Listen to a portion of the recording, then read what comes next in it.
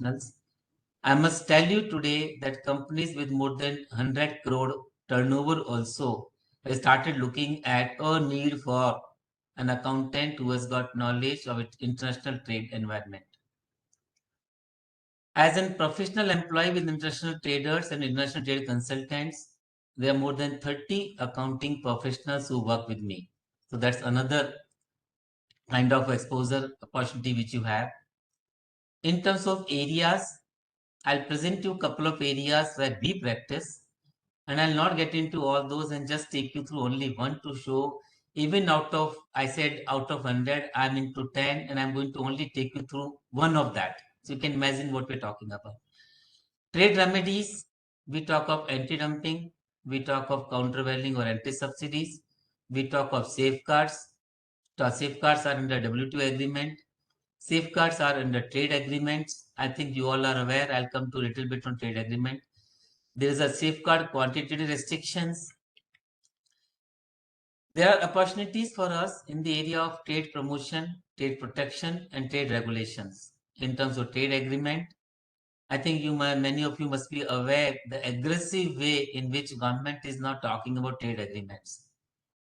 In fact, the UAE government agreement was signed in 88 days, which is really a record. And we're once again talking about signing Canada and talking further agreements. So trade agreements offer a very good opportunity for the accounting professionals. Non-tariff barriers, I must share with you a couple of years back when the Honorable Commerce Minister took over as Commerce Minister, he had chaired a session in Ashoka Hotel with more than 350 industry professionals when they said that industry should increasingly look at non-tariff barriers as a reasonable way of protecting trade. So trade non-tariff barriers is going to be probably the new mantra in government in terms of how to protect the industry. I'm sure you would have already seen in that direction the way government is coming out with BIS. It is offering immense opportunities. They are not talking about chemical safety rules. If it really opens up, it is going to offer a very significant opportunity to the professionals. Trade policies, thereafter policy advocacy. Gone are the days where you present a paper to the government, go and meet them, something will happen. At present, now government would look at merits in any kind of proposal you bring to them. So policy advocacy actually has become a very, very professional way of really dealing with government.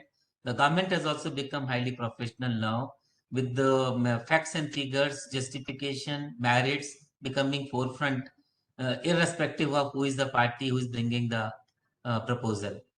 Monitoring is another area which is throwing opportunities. Benchmark studies, another key area, particularly when we are talking about cost accountants here. Benchmark studies and economic studies is an area which probably we never think of exploring.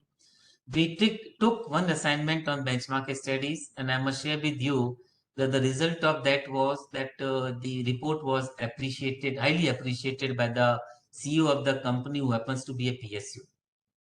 Creation and maintenance of data bank, another good opportunity for us. WTO compliance audit, something which I talked to the CA Institute, I talked to the CMA Institute, and I take opportunity today to raise it to through Bangalore chapter and through Mr. Anand and the Institute professionals here. WTO compliance audit as a non-mandatory subject can lead to a lot of opportunities to the professionals, at the same time significantly helping the industry. Competition law, another area which offers significant opportunity to the parties. Coming to this, I'm going to today focus more on to dumping only. As I said, out of 100, only 10, and out of 10, only 1 is what we're talking about. And just look at the opportunities we're talking about. What is dumping and what is the role for us in that? And as I take you through, you'll probably be more than convinced that it revolves entirely around data, information, facts, and figures. And we as cost accountants really master that art. Action taken by a country against another country brings market opportunities. There's a duty imposed by US on China, and my immediate reaction to the industry was those with whom I've got good relations that look, it's going to be a good opportunity to you now. And today I know a couple of industries who have been doing very good on export front thanks to the tariff imposed on China by US. So actions taken by A country against B country and we are sitting in C country can bring a significant opportunity to the producers in India. Action taken against you means India, might also result in market opportunity. Most often it is considered that if the India is subject to duties, the market is gone. And I have been able to convince the industry that what kind of market opportunities it can bring in. As of today, we have an investigation by China where we are assisting Indian industry. And by now, they are fairly convinced that if they present their data reasonably well, then they are really looking forward to a great business opportunity ahead. What kind of opportunities under trade protection measures under WTO? Once again, anti-dumping, countervailing, anti-subsidy, safeguard, I said. Similar laws intersay and globally making understanding and operations easy. Coming to now, what kind of opportunities we get in this? We need to briefly understand how this investigation happened in order to understand that what is the opportunity for us. The investigation process and the beauty of these laws is that when we talk of dumping, subsidies, safeguard, India, US, Pakistan, Bangladesh, any country, Europe, they all follow by and large a similar process. And that's the advantage. Once you understand the process in one country, you understood the process for probably other laws and probably all the countries. Thereafter, only fine tuning is required to be done. The macro contours become known to you. So, what's the process, the procedure they follow? All this gets triggered with filing of application. This application is almost practically 90% format data driven exercise. If you look at an application, you would find it's 90% getting driven on data, information, or copy and paste of certain standard claims. That application gets examined by the government. Once again, examination focuses only on data. It does not focus onto the legal requirements and obligation. It by and large focuses on the data. Thereafter, there's an initiation of an investigation. At that stage, notice issued to all the parties, and there are formal questionnaires issued to all the parties. These questionnaires, once again, by and large, 90% data information driven. I was sharing with one of the officers in directorate recently. This China investigation I talked about, it has got 37 Excel files. You can imagine the extent to which that it's all data oriented. There are prescribed formats. You just need to understand those formats. No Greek science involved in that. Once you get reasonable understanding of those data formats, filling up questionnaire is the entire art of these investigations. The information which you file once again gets verified again from data and documents. Once again, largely taken up by the accounting professionals. There are hearings held. The hearing once again focuses on legal and factual aspect driven by data and document. There are interim duty recommendations made by the authority. Parties offer comments on these preliminary findings, once again based on legal and factual positions. The directorate thereafter, government thereafter issues that what are the essential facts. You get an opportunity to comment on that. These facts are once again largely data driven. Once you issue that, there is a finding issued, which is again data and factual driven. Who are the parties who can participate in these investigations? First of all, producers in the country concerned, those who make the product. Thereafter, foreign producers who would be subject to these measures. Thereafter, the importers in India who will be paying these duties. Thereafter, their associations who would collectively participate and defend their interest. Thereafter, the governments of these countries and any other party can also get involved in the process. Now, this is the basket. One investigation which I bring in can bring business to only me and can bring to a business to as much as 25 to 30 different set of parties. There have been investigations with more than 55, 60, 70 parties registered therein. That kind of participation can happen in one investigation. When we look at the data, whatever you're talking about, and again, how this is really entire data-driven exercise, primarily dumping investigation is two part. One is dumping, second is injury. Dumping is difference between domestic price and export price. The two are determined from the data information, therefore entirely data driven. Second is injury. Injury is once again totally data driven. You determine injury by looking at performance of the industry based on this set of parameters. You examine actual and potential decline in production, capacity utilization, sales, profit, market share, productivity, return on investment, actual and potential negative effects on cash flow, inventories, employment, wages, growth, ability to raise capital investment. This is the major part of an investigation. And you can see to what extent it's all data driven. When we talk of these investigations, the WTO law talks about imposing duties up to dumping margin, which I said is the difference between domestic price and export price. But then a lot of countries globally, including India, has adopted what we call lesser duty rule. The lesser duty rule is nothing but an application of injury margin law.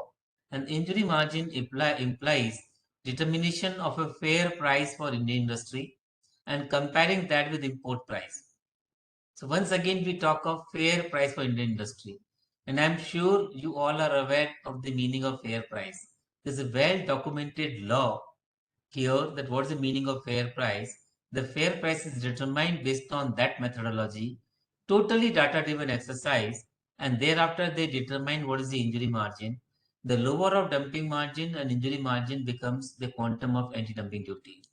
Most often, these duties come on injury margin, and therefore the entire investigation revolves around what we call as a fair price.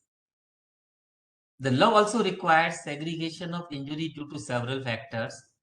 It's one area where debate is going on in India for past more than 2 decades, that you need to segregate injury being caused due to several other factors. And a debate continues that how authorities shall determine what is the extent of injury caused due to several other factors. This segregation of injury due to several other factors is once again a combination of data and economics. Under the law, whatever injuries caused due to other factor needs to be segregated. The other factors of injury could also include the imports which come in from other countries, the contraction in demand, the changes in pattern of consumption, trade restrictive practices, competition between foreign producers and domestic producers, developments in technology, export performance, decline in productivity. As I said, a combination of economics and data. In these laws, most often there are 3 public notices, and if you're interested, this is where you need to sort of start tracking these investigations. There'll be a notice of initiation, there'll be a notice of interim finding, there'll be public notice of final finding. These notices are public information, and that's where probably you can get connected to this. Whatever investigation recommendation happens, whatever duties are imposed, there's a judicial review provision available. And these appeals are available there before tribunal. And I must share with you that we as cost accountants are entitled to take up appeals before tribunal. In fact, we had hearing in past 2 days in tribunal. One of the, I would say, most important issues last 3 decades where we had hearing in last 2 days. One of the very leading law firms actually argued highest, I would say, amount of time, and the arguments were led by a gentleman who happens to be an accountant. So you can imagine to what extent the accountants can even really take up even, I would say, judicial review and litigation over there. The very fact that you are a practicing accountant, you entitles you to practice before tribunal. And if the longest time can be taken by a person who is really an accountant on a matter which is of the highest, I would say, importance over last 3 decades, you can sort of imagine where we are. These duties, once imposed, can go for 5 years. They can be periodical reviews, and then they can be reviews before completion of duty. The duty can go on and go on and go on to such an extent that in 1983, US had imposed duty on one product from China and the duty continues till date.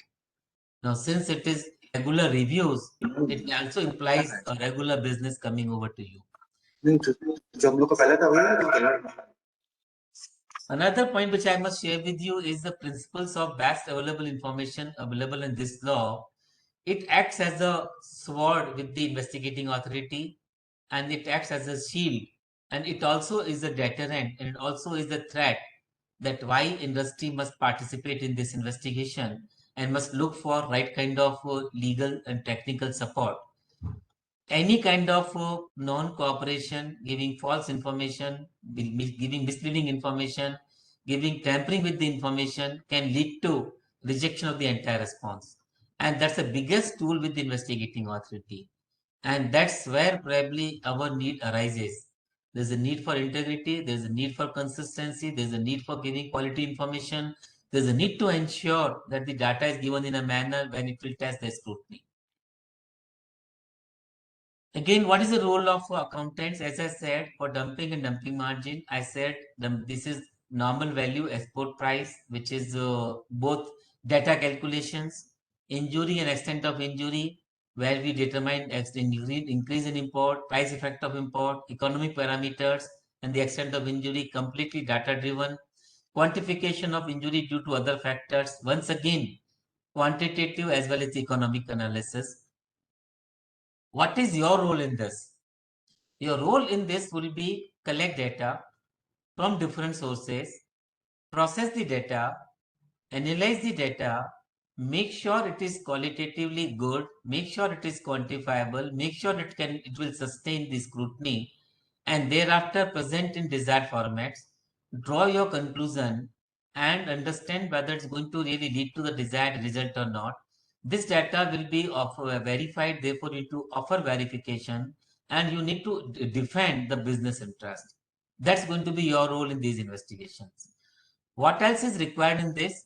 You need a knowledge of law, you need knowledge of policies, practices, and procedures. As far as law is concerned, it is written, well codified, well known, very brief law. That's another advantage of it. As opposed to customs law or income tax law, which runs into pages. Anti-dumping law will be 5 page, 10 page, 20 page, not more than that. Policies are not written, but largely becomes known if you practice in this area. Procedures are written or unwritten, but largely becomes known as you start practicing. The difficulty comes in practices. These are largely unwritten and largely unknown. And that's where you need to pick up the expertise and then you can start practicing in this area. Brief about WTO compliance audit, which I believe is something which the institute should take up, not only as something which will enrich the industry, but also provide significant business opportunity to the professionals on whether they are practicing or they are in business or they are in industry. What all it can include? Therefore, I want to briefly talk about what is this WTO compliance audit I'm talking about. What all it can include? What can be the components of WTO compliance audit? Can it be made mandatory? Can institute take up with the Department of Company Affairs that please introduce compliance audit? I am more than willing to come with the institute to company affairs that what kind of advantage flowing if the institute government talks of bringing WTO compliance audit. Who can do such audit? Obviously, chartered on cost accountants, but probably cost accountants can justify not only that they can do it, but also an upper edge on that side. Should it be included in the notes to accounts of the balance sheet? What will it include? It will include whether the company maintains its statutory books of accounts in such a manner that the company can respond to requests for information in case of a trade remedial action in home country or foreign country. That's a question you are answering under this compliance audit. Appears simple, quite complicated, quite elaborate, quite detailed, can take you anywhere between 6 months to 5 years to bring that discipline in a company. So you can imagine the kind of opportunity we have. What does it mean? Trade remedy measures, when we talk about, are always product specific investigations. Being product specific investigations, you need to see, and what do we look at financial accounting? The financial accounting has four elements. We talk of assets, we talk of liabilities, we talk of revenues, we talk of expense. Therefore, what is the question before us? The question before us is whether assets, liabilities, revenues, and expense are identifiable with products. That's the question you are in a way answering. Now, this is stage one. Stage two comes, a product will have several types. Several types will have a separate different cost, different price. Then the next stage two question comes, whether assets, liabilities, revenues, and expense can be identified with product types. Simple question, fairly elaborate work involved in that in terms of trying to bring that discipline. And I must share with you my experience of handling a safety shoe case for Europe way long back, maybe 2003 probably. After the investigation was over, it was European team who was here for 5 days. So over a cup of tea, the European Council team asked the CEO of the company that what is your experience? Is that leave aside the results. The good part is that we used to always say that our systems are very great. After this 5 day of process, we realized that what all we can improve in our systems. And we said that I must also acknowledge that we do understand and appreciate need for all that which we found is was missing in our systems. Now I'm saying that bringing that discipline is not just trying to bring in a note to account. It's going to give a significant business advantage to the company concerned. Whether the company has aggregated information with regard to various benefits being received under various subsidy schemes. Another question. I'm not touching today's subsidy law.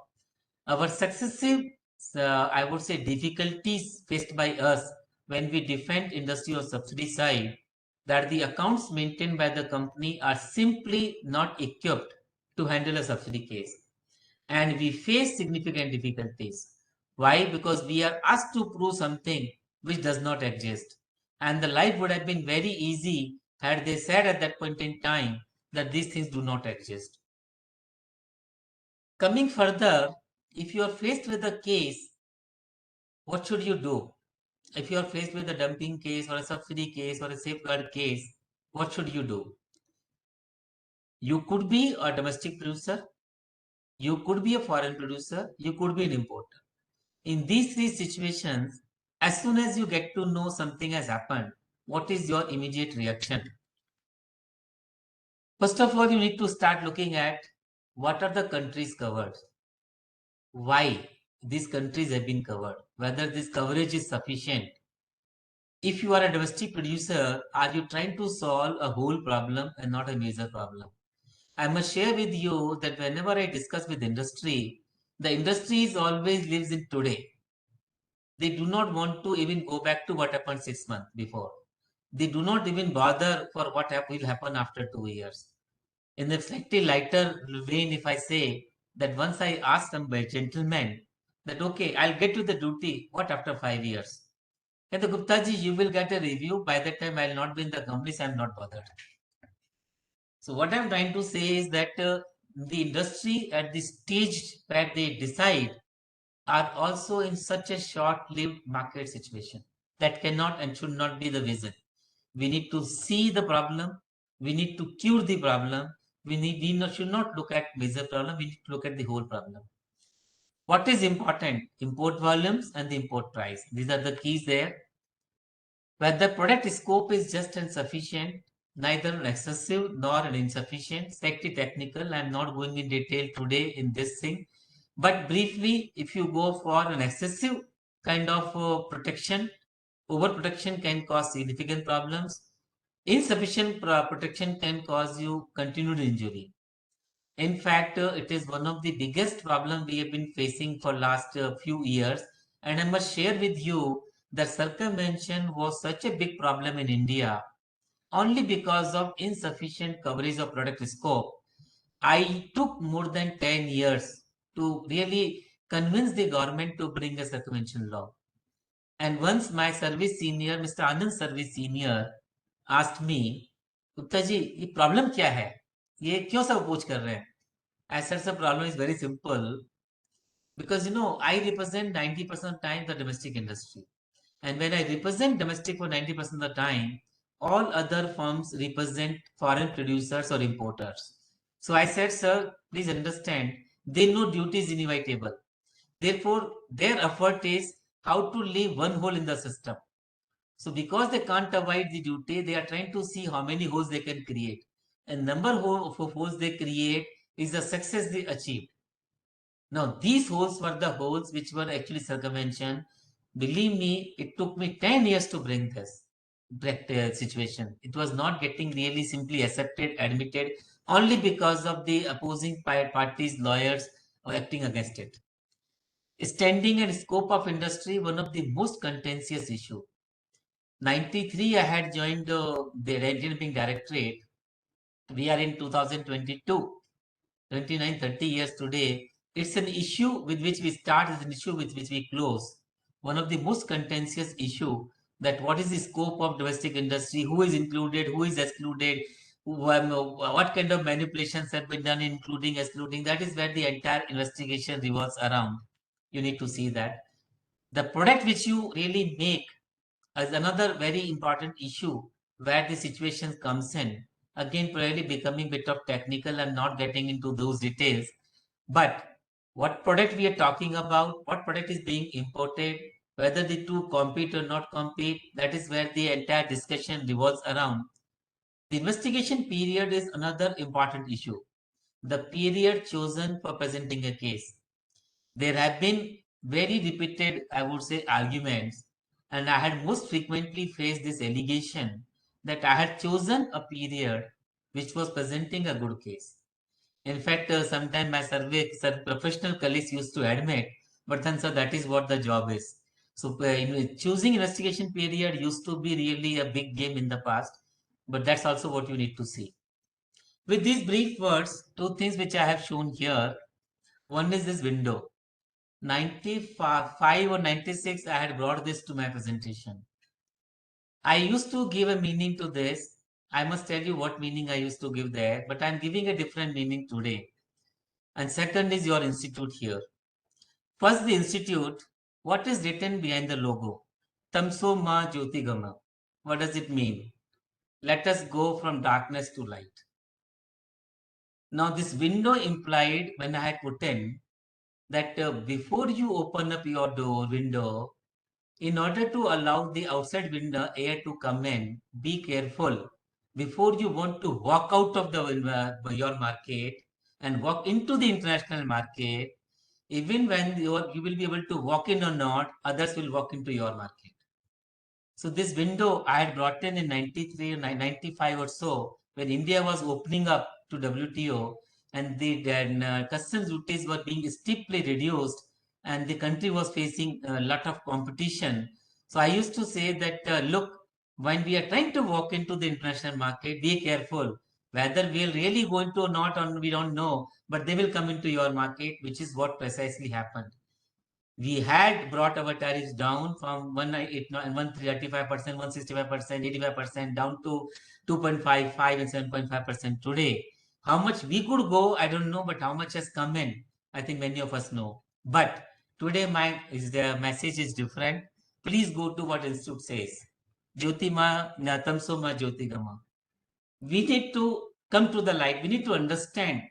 We need to know what is the way forward and how can we really develop opportunities. Every action brings an opportunity. We need to only try and understand what's the opportunity in that. And whenever my industry faces an investigation on their exports, I always tell them that don't look into the negative side of it.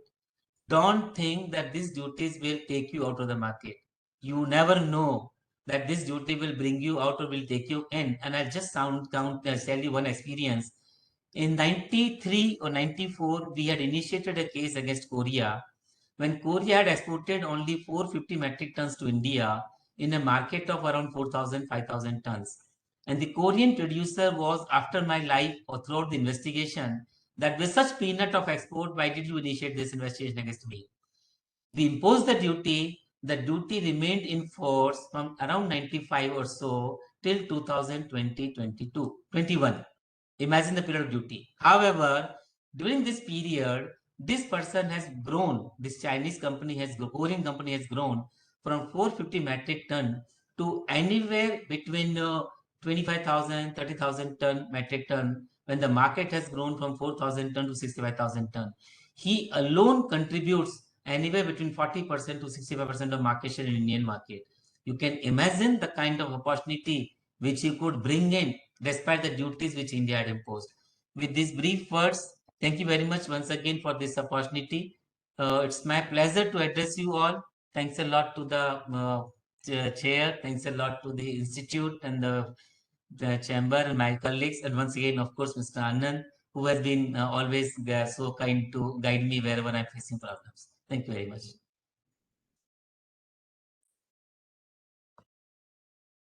Thank you, Gupta ji, very much for your very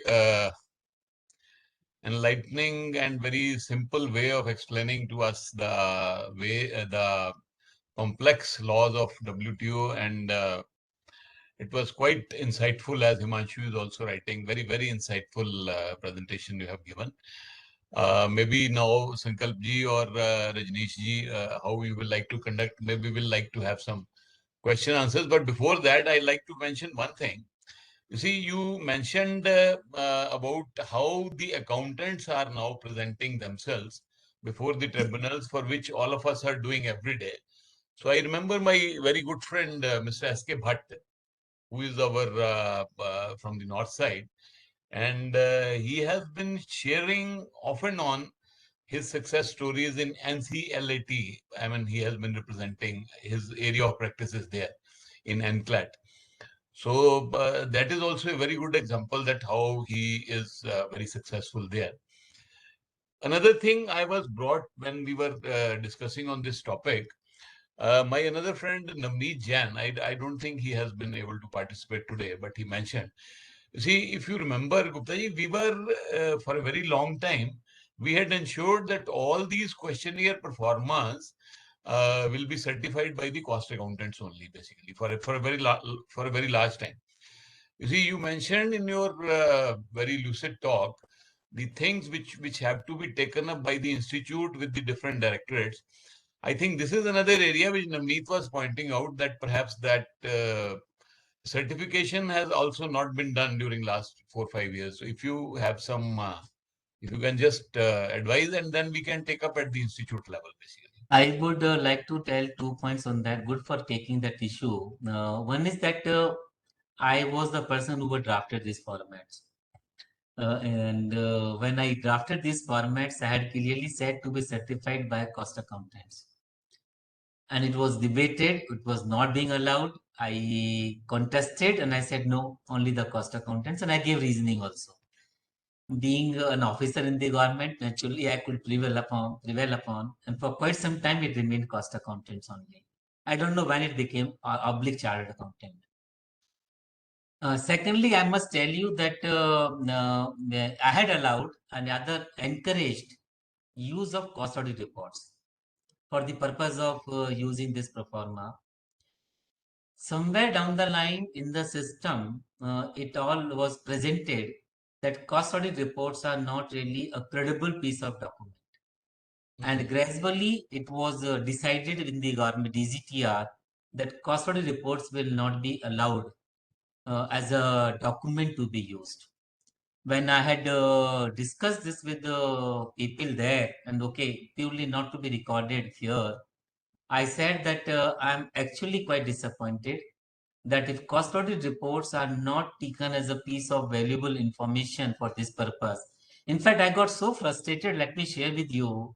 I motivated one of the persons to write to company affairs that please withdraw this cost audit report from the requirements at all. And the reason given was that because directorate considers cost audit report as not useful. And I must share with you that when directorate had, directorate means Directorate General of Trade Remedies. And when this service, our Indian Cost Accounting Services, when they had put up the proposal for revamping, I'm sure Anand was party to that.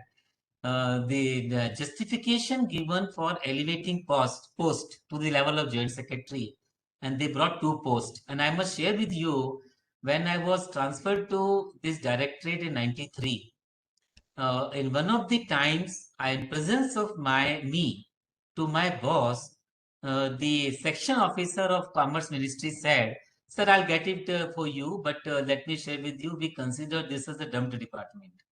Mhm. So the place where I was posted, and actually I was dumped because I was surrendered from Delhi Milk Scheme to branch, and I was picked up, and I'm grateful to Mr. A.K. Kapoor for taking me to Commerce Ministry. I was actually dumped into Commerce Ministry. The Commerce Ministry had three posts. Two posts were lying vacant. Please count number of cost accountant, chartered accountant working today in this field. I must share with you more than 20 in TPM, more than 50 in field, probably more than 30, 35 in directorate, maybe more than that. If I talk of Indian cost accounting services, I don't remember the number often, sorry for that, but probably 11 or 12, out of which four posts are of the level of joint secretary. From a situation where you were talking one assistant director, one deputy director, one joint director Yeah, post, one line vacant. This is yeah, where we are today. And I was sharing with one of the officers few days back. Sir, I said, sir, let us not look at the declining side. Let's look at the what is rising side. If against India is picked up, the work will multiply by three. And if work multiplies by three, you can imagine what kind of opportunities it can open up. But to come back, so when these cost audit reports were withdrawn, and despite my all my efforts was not coming through, I used a word which I'm telling upfront, and I don't know whether any of the officers are also here, but I don't mind even if they really take my message. I said, sir, I am very disappointed that how we've undermined our own service. Not only our own service, but also our own profession. As an Indian cost accounting service officers, as a cost accountant, if we say cost audit report is not a useful piece of document, it is actually a shame on me as a cost accountant. And I take up a request this opportunity to the cost accountant to the institute that please take that up. I must share with you one more incident. When the Directorate of Safeguard was under Ministry of Finance, I had gone to DG Safeguard, discussed with him something. He said, Gupta ji, yaar, please जाके उसको समझाओ. I want to initiate this case. I went and met the gentleman who is at the level of superintendent. So I said, what's the problem? नहीं data verify करना है. I give you cost audit reports, directly verifiable. कहते cost audit report में क्या होता है? What do you mean? 5,000 रुपये में साइन हो जाती है. I got wild. I straight away went to the DG even without telling his PS. I said, sir, what is this? He says कि cost audit reports are signed in 5,000 rupees. Is he certifying and saying that chart account, chart on a financial statement and annual reports are really credible document? I said financial report, annual report is taken on record as soon as auditor signed it. Nobody disputes it. Nobody disputes it.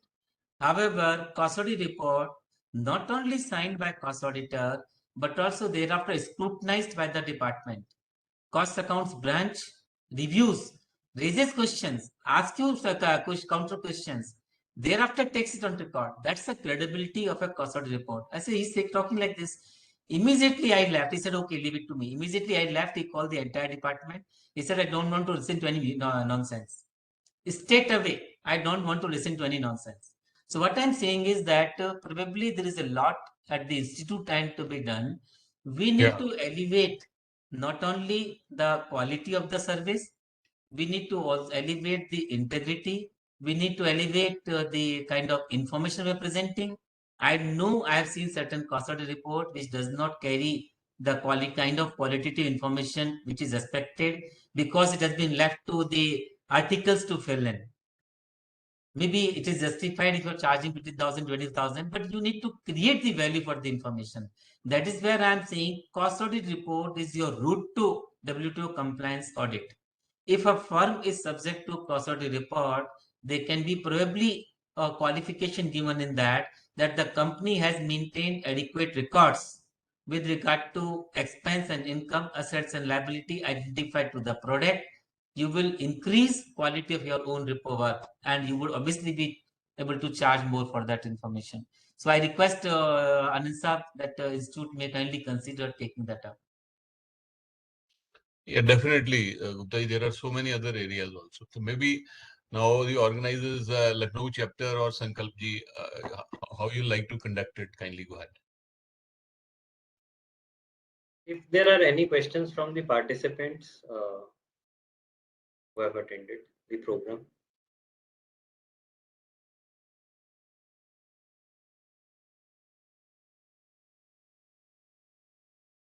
Okay, I think most of them have understood the topic quite well.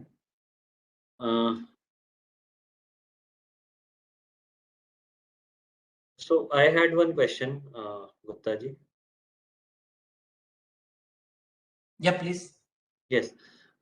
You were talking about compliance, WTO compliance audit, and the institute can work on that front.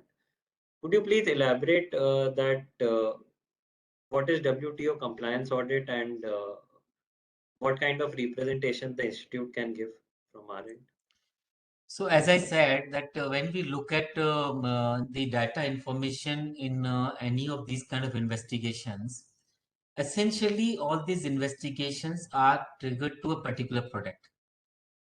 And since it triggered to a particular product, even if a company says it's a single product company, you would always find that there are other operations in the company. And then we talk of 90% plus companies being really multi-product, multi-operations. So when we look at the information to be taken from the accounts of the company, we are always looking for a particular product.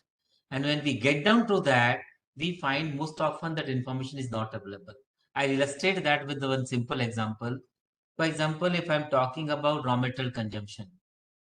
Now, if you pick up one particular product, let us say sodium nitrite, for which we are right now facing an investigation in US, the question comes, what is the raw material cost incurred for making sodium nitrite?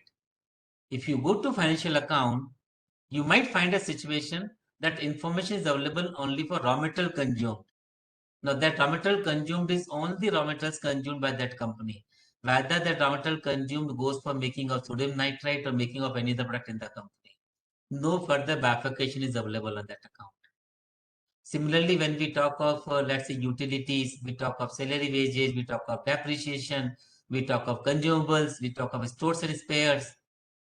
None of this information, we face a very major problem, freight.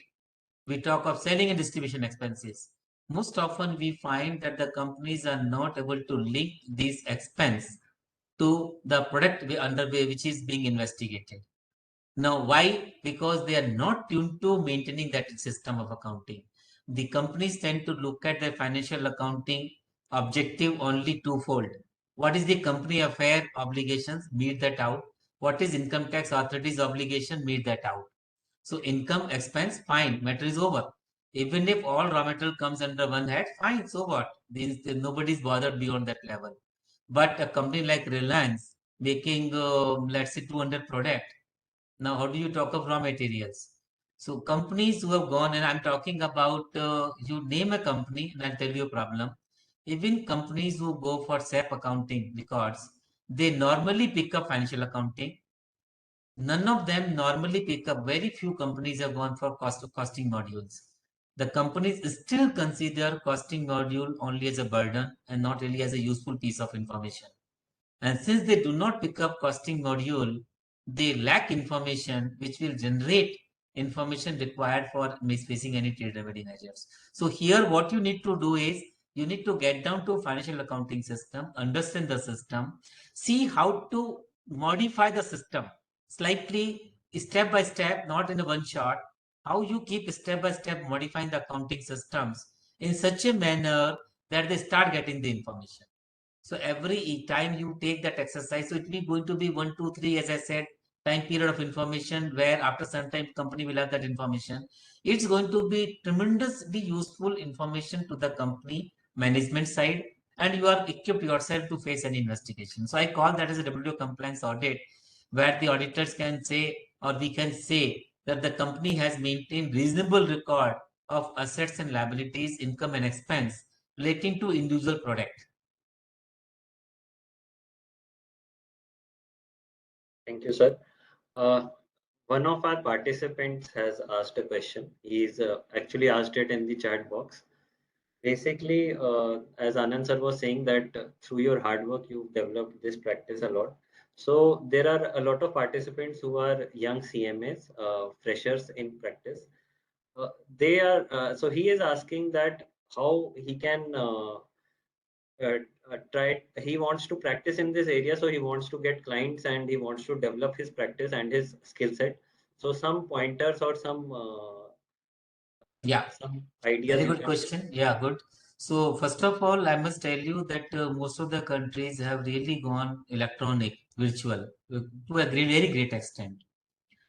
And as I said, that at least three public notices are published by every authority: a notice of initiation, a notice of interim measures, a notice of final recommendations. And today you can track every country practices, every country investigations happening. As soon as new investigation is launched, you can simply start tracking that investigation.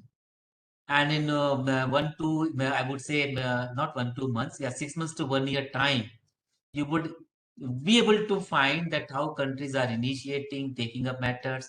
As soon as a case is initiated, it's not a rocket science to try and see who are the exporters involved in that. If you do a simple Google search, exporters of, let's say, thallic anhydride, the Google search will give you who are the three producers in India. You need to simply approach them, start tracking that case, say that, okay, we'll assist you. Today, you may not have full access, but you can start doing that. So maybe 6 months to 1 year, if you start tracking these global websites, you would acquire a reasonably good knowledge about how this entire thing happens. You don't have to go to any college. You don't have to do anything else. The best way is to learn this. By the way, my first qualification is not cost accounting. My first qualification happens to be MMS. My second qualification happens to be cost accounting. And let me share with you, I never worked as a cost accountant since to 1999. Though I am a cost accountant, I am heading this all. It's my team who works, and I largely handle the legal side of it. So you can imagine that if, as a cost accountant, I'm heading legal, and if you question my legal knowledge, then I must share with you that the government of India had, at least on three occasions, engaged us to help them on WTO disputes. And we are on regular panel of the government of India when they're facing subsidy investigations. We help them in preparing question response. We have helped the government of India in amendments to the rule, and we are being consulted on all major amendments happening. So if I can practice law without legal qualification, then why can't you really practice that? And why should you really believe that I'm a fresher? In fact, a fresher can do a better job because he's a fresher. So just pick up countries, start tracking. You would, by the way, as soon as case is initiated, in 24 hours, the world knows about it. The entire world knows about it. So it's so beautiful the systems are today, and you can thereafter start going into that. If it is US, just track the website. Every single document is on website. Every single document. It is Europe, they started also doing it. You can go to an importer and say, I will handle the case, just pay me 1 lakh rupee. He'll say, इतना सस्ता करोगे? Let me share with you. He'll file के 1 lakh सस्ता करोगे. Importer questionnaire response is simple questionnaire. You will do it even if you are doing it for 25,000 rupees, good enough because you are acquiring knowledge. It's an investment you are making.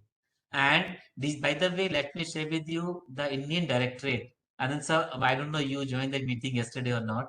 The Indian Directorate is now changing system. The proposal they're talking about is putting entire thing electronic, meaning thereby that as soon as a party registers, it will be on website. As soon as a party files a response, it will be on website. As soon as case is initiated, it will be on website. So simple tracking the website would really take you through in the entire document what's happening. Actually, Gupta ji, since you mentioned, I actually met DG himself yesterday, Mr. Anand Swaroop, in Udyog Bhavan. I was there in connection with some meeting, so I just happened to go to him and ask him. So he was telling that yes, we will be looking forward to some meeting, some such interactions at the institute level or at the domestic industry level. So maybe in because now we have our national cost conference also. So maybe in the month of June or July, we may call him, and we'll request you also at that point of time to kindly come and address. And I thought I'll mention it to you. Thanks. Yeah. So to answer question raised by Mr. Mansoor Singh, let me sort of say that yes, compared to GST income tax or accounts audit work, the ratio could be 1:100. But probably when we talk of remuneration, I don't I don't think I can say 1:100 ratio, but certainly very different. So that is where I said that yes, the number of opportunities available are limited, but the remuneration is of international standard. So even if you get one or two investigations, even if you participate in one or two investigations in a year, probably it's good enough for you. The amount of work involved is mind-boggling. The number of hours spent, let me share with you, we handled a case in Europe and I checked up the data size. Imagine how much data flows in. It was 2.64 GB. Can you imagine now? So that's I mean, the ball game is very different. But one investigation participation probably is as good as whatever GST work you're taking there. Of course, in the beginning, you may not get that kind of remuneration. It may take more time, but the exposure is very, very different. And the advantage could be, let me share with you, we filed an application for an Egyptian company as a domestic industry, Egyptian domestic industry, for an import happening from USA. And we do talk that when we are representing international parties, we have represented in the past the exporters from UAE, exporter from Mexico, exporter from Indonesia, exporter from Malaysia, representing in other countries. So the exposure could be very different. And that's where probably it is, yes, it's competitive market and the number of opportunities being so low, that is why it's so competitive also. However, I take your this point that you see at the institute level also we have to do so many things, because I also remember my days of being officer there. At that time, too, we were primarily stressing on cost audit reports and cost accountants. But anyhow, let us see, because since this question was asked to me, so I just thought that we'll be discussing. So maybe some other questions, or Hani or Sankalp. Sir, we are very thankful to you for sharing these wonderful insights. And now I would like CMA Hani Singh ji. He is the former chairman of the Lucknow chapter of the Institute of Cost Accountants of India. And I think Lucknow chapter team has done the whole infrastructure for bringing today's program. So I would request him to give a formal vote of thanks. Thank you, Sankalp. We have had an extremely useful afternoon talk on the topic anti-dumping, law and practice opportunities of cost. It is my pleasure to deliver the vote of thanks at this is the need of that. On any given occasion, there will always be people who exert so much effort for the success of any event. Hence, an event cannot be successful without a wonderful audience. I take this opportunity to extend the most sincere thanks to all seniors who attended from Lucknow as from different cities of India and spared their time for this session.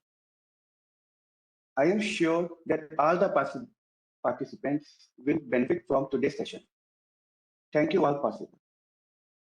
The very presence of the speakers, CMA A K Gupta ji and CMA M K Anand in today's program is a reflection of the importance and attached to the commitment of the success of today. Thank you so much, sir. Lucknow chapter and Central Delhi CP Secretary Circle extend a very hearty thanks to both of you. You inspired and motivated all of us. This webinar may make this webinar grand success. I, on behalf of the Lucknow chapter, also thankful to CMA Wadhwa ji, convener Central Delhi CP Study Circle, and Study Circle team for arranging such a good webinar and topic. Hopefully, we will do more program in the future. Sankalp ji. Thank you all very much. And with this note, we close the today's session. Thank you, sir. Thank you, sir. Thank you very Thanks much. a lot to everybody. And thanks a Thank you, lot to Gupta Anand ji. sir. Thank you, Sankalp and everybody. Thank you very much. Yes, sir. Special thanks to Anand Saab, who has been taking so much of interest for the profession. I must really admire his dedication Thank to you the to all of you. profession. Thanks. Thank you very Thanks much. a lot. Thank Thank you. you, Gupta ji. Thank you. Thank you very much. Thank you, Gupta sir. सभी Thank को you, Rajneesh Gupta ji. जी, Anand ji, thank you sir, जी वाधवा भंडारी जी, जी, बहुत संकल्प जी, शुक्रिया. Thank you very much. Thank you sir, thank you, welcome. ठीक है Thanks. सर. Thanks अब a lot. अगली Thanks अगली everybody. अगली अगली Thanks. बारी में आप अपनी तस्वीर के साथ आएंगे भंडारी साहब. नहीं उसका नहीं, वो ख्याल रखिएगा. एक्चुअली मैंने कहा था कि ऑफिस का टाइम रहेगा और मैं चला जाऊंगा घर पे. घर भी मेरे को, मैं टाउनशिप में ही रहता हूँ, तो जी जी. पास में है. तो क्या कहते हैं, लेकिन हनी कहने लगा नहीं नहीं हो जाएगा, लग जाएगा, हो जाएगा. No, at पर time यहाँ will थोड़ा happen. नेटवर्क का इशू रहता है घर पे, चूंकि वाईफाई है यहाँ पर भी, लेकिन थोड़ा रहता है. रिमोट एरिया है सर, मेरा टाउन एरिया है जो जहाँ जी. मैं पोस्टेड उस समय. थोड़ा सा वो विलेज टाइप का है. जी जी जी. अब विलेज नहीं है, नेटवर्क टाउन इशू. एरिया है, टाउन एरिया है.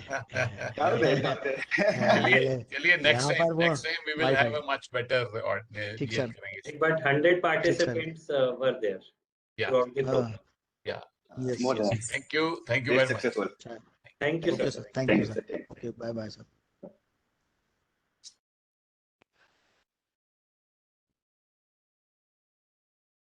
चलो हनी रखे फिर. हाँ जी सर. ठीक है, चलो, Thank you, sir. ओके, बढ़िया.